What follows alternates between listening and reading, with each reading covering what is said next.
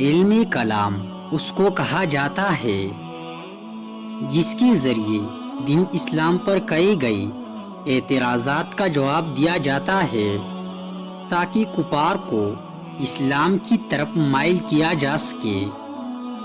اگر کسی کی ہاں مان گئی اور صاحب خانہ اپنے گھر میں موجود نہ ہو تو ان کی انتظار میں عام یا بازاری مقامات پر بیٹھنے کی بجائے یا ان کے گھر کے باہر بیٹھے رہنے کے محلے کی مسجد میں جا کر بیٹھنا چاہیے۔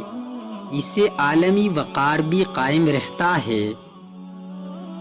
زمین کی ٹکڑی کے حقدار صرف وہی لوگ ہیں جو محتاج اور ضرورت مند ہے تاکہ وہ پرسکون زندگی بسر کر سکے۔ عاشق وہ انسان ہے جو بہادر اور غیرت کے ہاتھوں اپنا آپ ختم کر لیتا ہے لیکن عشق کو بدنام نہیں کرتا۔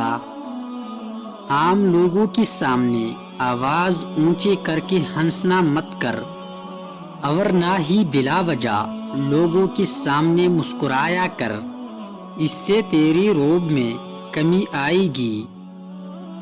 مساجد میں یا بازار میں بیٹھ کر کھانے سے پینے سے مکمل اجتناب کرو اور اسی طرح عام پانی پینے کی سلیبوں سے یا عام بازاری پانی پلانے والوں سے پانی لے کر پینے سے مکمل پرہیز کیا کرو، اس لیے کہ وہ پاکیزگی اور صفائی کا خیال نہیں رکھتے۔ بلا وجہ راستوں کے درمیان نہ بیٹھا کرو اور اگر اس کی ضرورت پیش آ جائے تو اس کے لیے بہترین جگہ مسجد ہے۔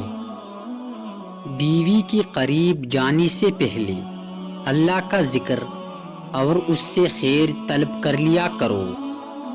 تاجروں کے ساتھ ان کی تجارتی معاملات کی باتیں نہ کیا کر بلکہ اس سے اجتناب کیا کرو، کہیں ایسا نہ ہو کہ وہ تیری اس قسم کی باتوں سے یہ اندازہ لگائے کہ تیری دل میں مال کی رغبت اور محبت ہے اور اس سے وہ تیرے بارے میں بدگمانی کرنے لگے اور تیری اس قسم کی باتوں سے اندازہ لگائے گے کہ تجھ سے استفسار کرے تو اس کی وضاحت ضرور کیا کرو۔